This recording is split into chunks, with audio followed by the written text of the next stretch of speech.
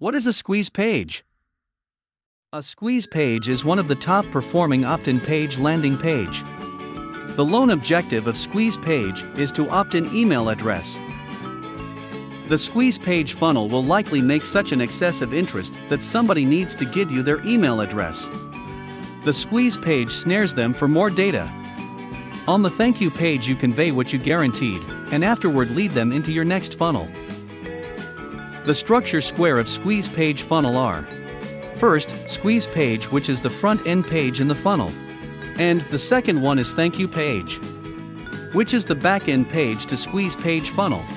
The distinction of this page from another opt-in pages, like lead magnet page, reverse squeeze, or other pages like pop-up page.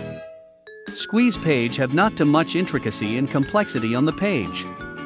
The page is organized distinctly with headline and 2 buttons.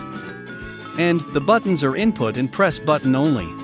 Once more, you track down your best snare, and utilize that for the feature to assemble interest, and after they join the list, and give them the rest of the story on the thank you page.